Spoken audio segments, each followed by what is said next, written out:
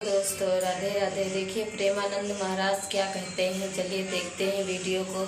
पसंद आएगा तो लाइक सब्सक्राइब कर लीजिएगा, पूरा देखिएगा। कुछ सावन मास के व्रत के बारे में कुछ बताएंगे, चलिए सुनते हैं, समझते हैं क्या कहते हैं। राधे राधे। राधे राधे। आप सभी को श्रावण मास के चौथे और अंतिम सोमवार की बहुत बहुत शुभकामनाएं। भगवान भोलेनाथ और माता पार्वती का आशीर्वाद आपके और आपके पूरे परिवार पर सदैव बना रहे। 24 अगस्त 2026 सोमवार को सावन का चौथा और अंतिम सोमवार पड़ रहा है। सावन के प्रत्येक सोमवार को भगवान शिव की आराधना विशेष फलदायी मानी जाती है, लेकिन सावन के इस अंतिम सोमवार का अपना विशेष महत्व है। तो आइए भगवान शिव और माता पार्वती का ध्यान करते हुए श्रद्धा और भक्ति के साथ श्रावण सोमवार व्रत की पावन कथा का शुभारंभ करते हैं। आइए पहले हम सभी भगवान शिव और आदि शक्ति भवानी को बारंबार प्रणाम करें, जो कैलाशपति हैं, भक्तों के हृदय में निवास करते हैं और संपूर्ण जगत के कल्याणकारी हैं। अब सुनते हैं श्रावण मास के सोमवार की यह पावन कथा, जिसका वर्णन एक समय श्री सूत जी ने नैमिषारण्य में एकत्रित ऋषियों के समक्ष किया था। प्राचीन समय में चित्रवर्मा नाम के एक राजा हुआ करते थे। वे अत्यंत निष्ठावान, धर्मपरायण, न्यायप्रिय और शक्तिशाली राजा थे। वे अपने राज्य में किसी भी प्रकार का अधर्म या दुष्कर्म नहीं होने देते थे। यदि कोई व्यक्ति दुष्कर्म करता तो उसे कठोर दंड दिया जाता, ताकि दूसरे लोग भी अधर्म के मार्ग पर चलने से भयभीत रहें। इसी कारण प्रजा उन्हें यमराज जी के समान न्यायप्रिय मानती थी। राजा चित्रवर्मा अपनी प्रजा की रक्षा करने में पूर्ण रूप से सक्षम थे। वे भगवान शिव और भगवान नारायण के परम भक्त थे। अपने जीवन में राजा हर प्रकार से सुखी थे। उनके अत्यंत पराक्रमी और बलवान पुत्र थे और अंत में उन्हें एक सुंदर, सुशील और गुणवान पुत्री की प्राप्ति हुई, जिसका नाम रखा गया सीमंतनी। धीरे धीरे समय बीतता गया और सीमंतनी भी बड़ी होने लगी।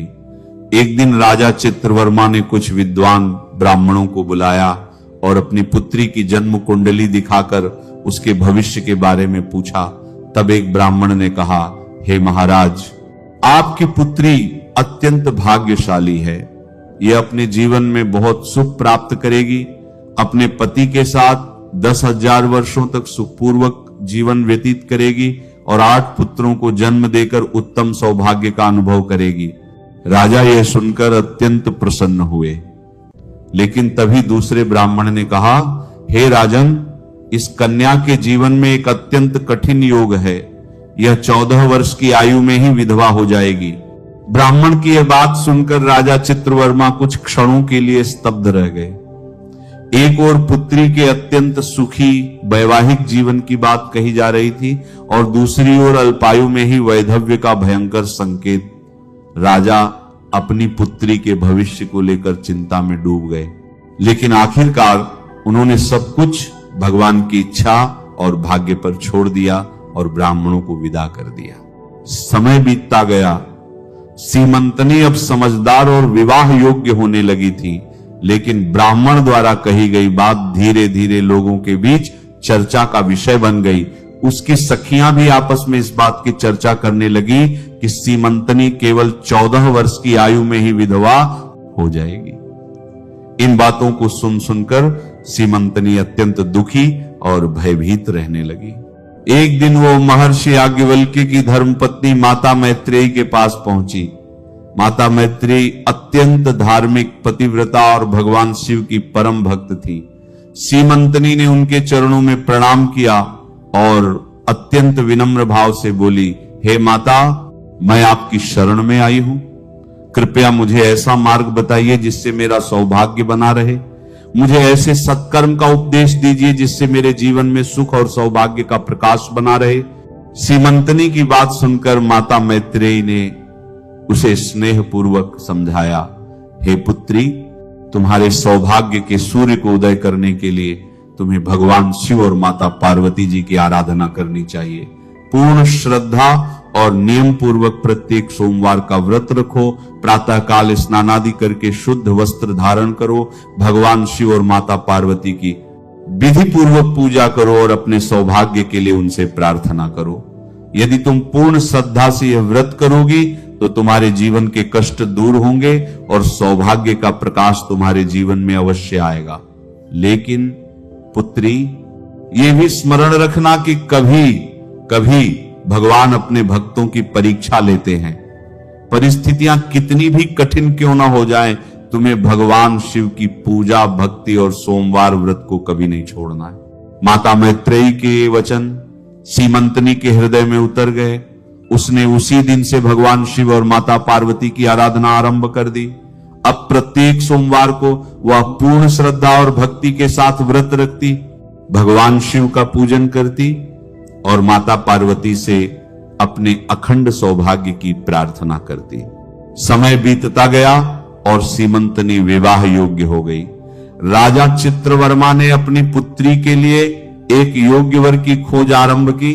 उसी समय निषद देश के राजा नल और दमयंती के पुत्र इंद्रसेन के पुत्र चंद्रगद भी विवाह योग्य हो चुके थे।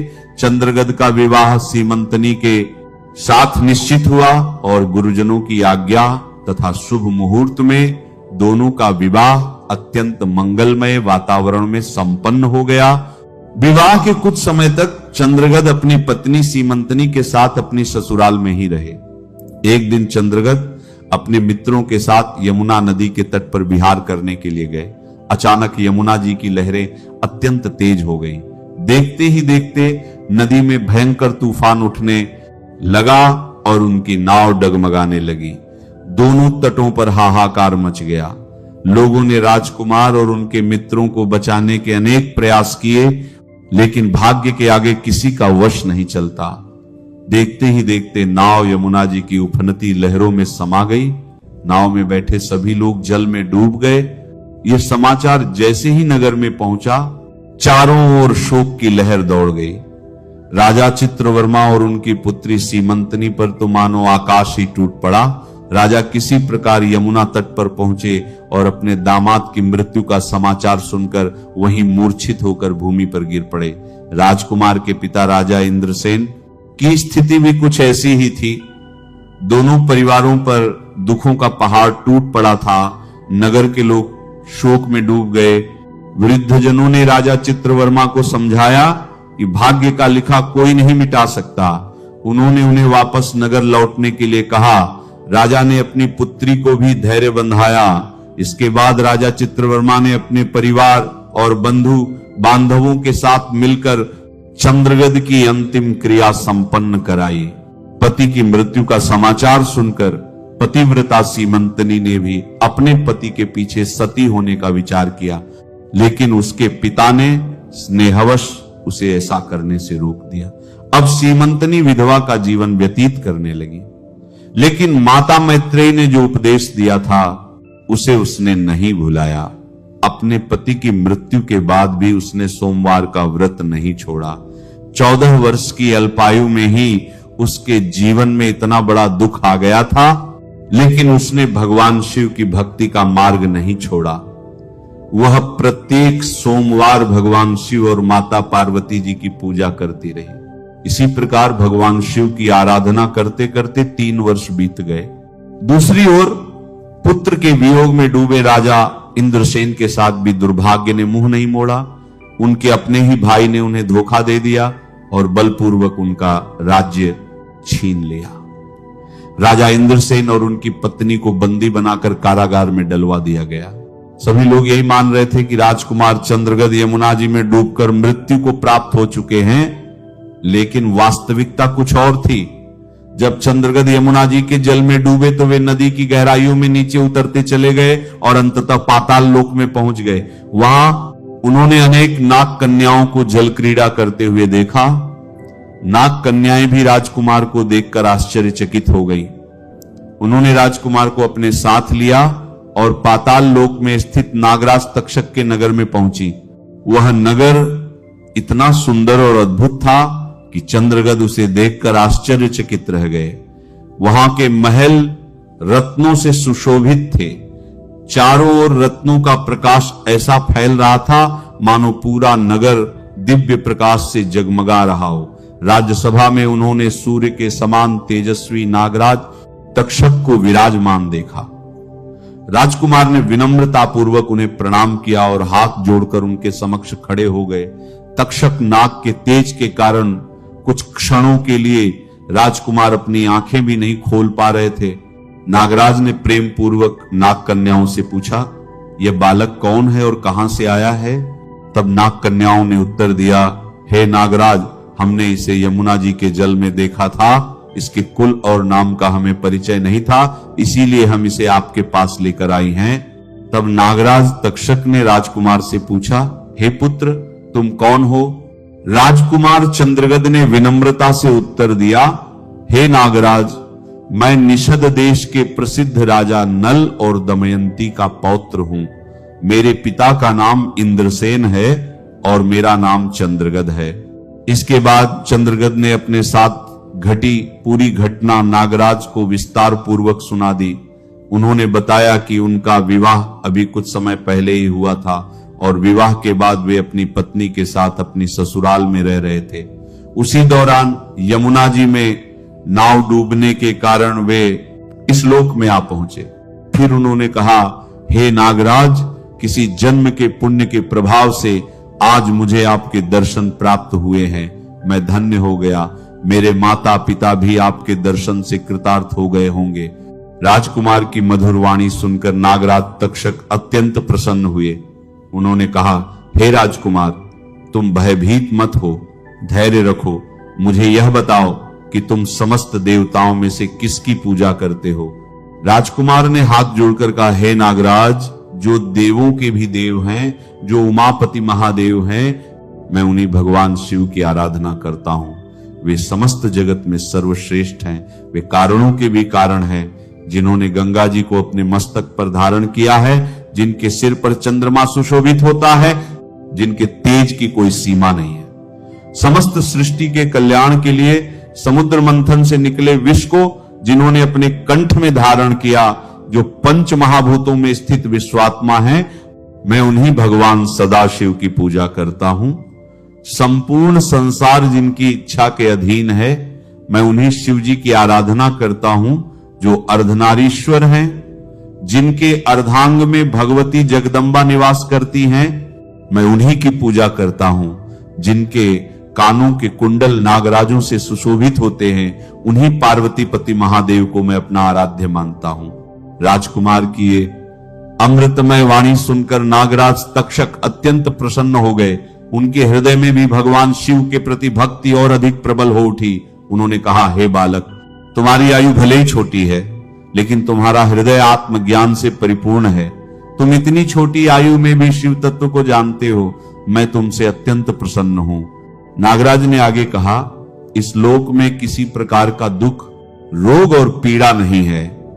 यहां मनोकामनाएं पूर्ण करने वाला कल्प वृक्ष है। यहां मृत्यु का भय नहीं है, वृद्धावस्था और जरा की पीड़ा भी नहीं होती। तुम अपनी इच्छा के अनुसार इस रत्नमय लोक में जहां चाहो वहां भ्रमण कर सकते हो और यथा योग्य सुखों का अनुभव कर सकते हो। नागराज की बात सुनकर चंद्रगद ने विनम्रता पूर्वक कहा, हे नागराज, मेरा विवाह हो चुका है।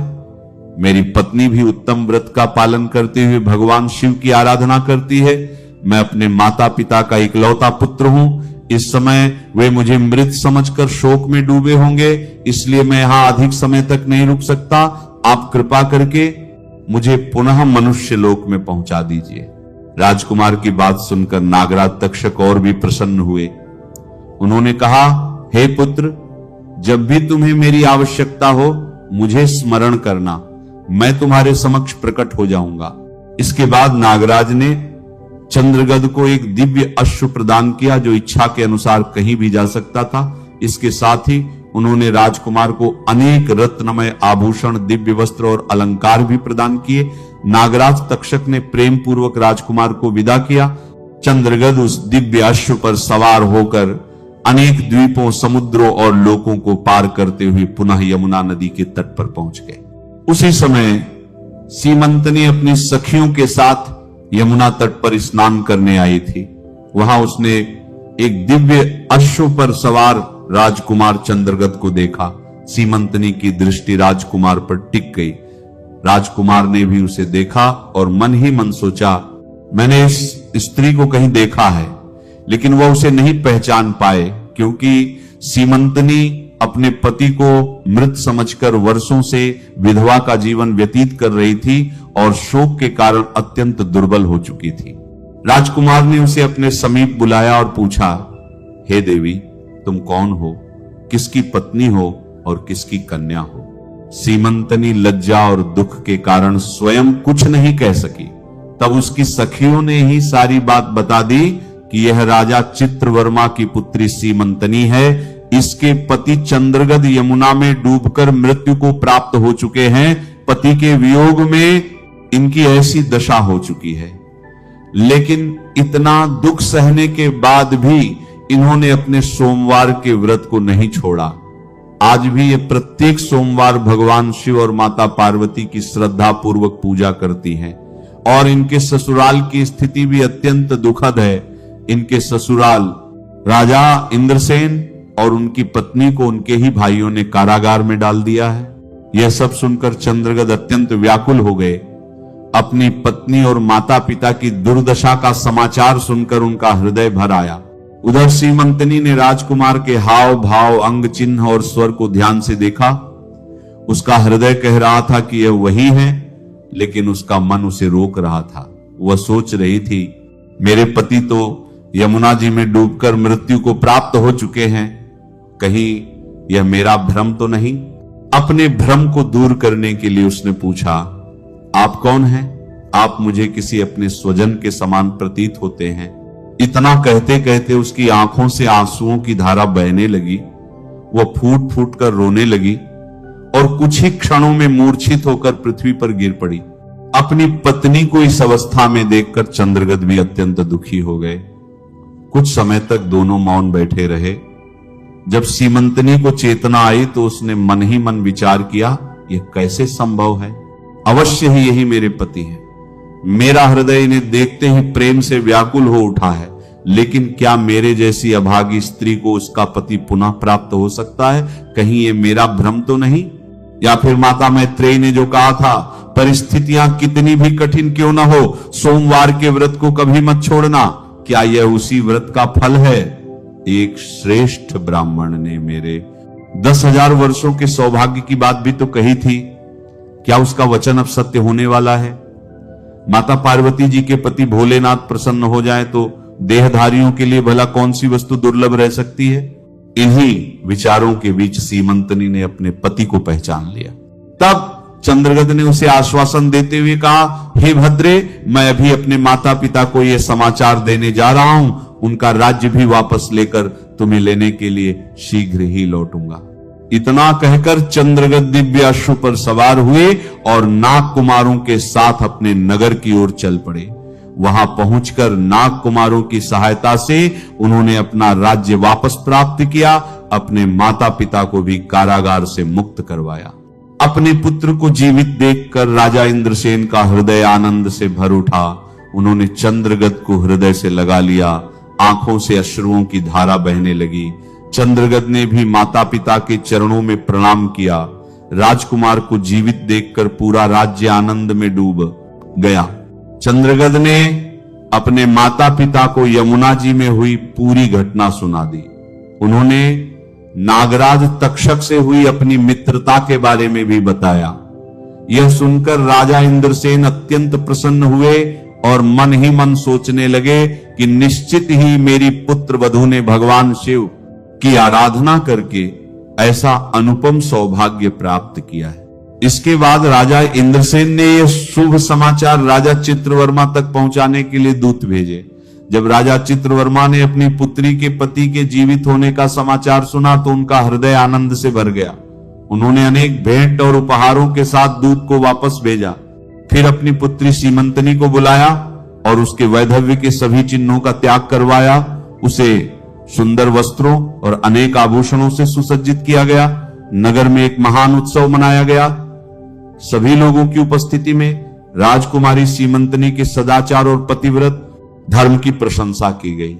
इसके बाद राजा चित्रवर्मा ने अपनी पुत्री को राजकुमार चंद्रगद के साथ विदा कर दिया।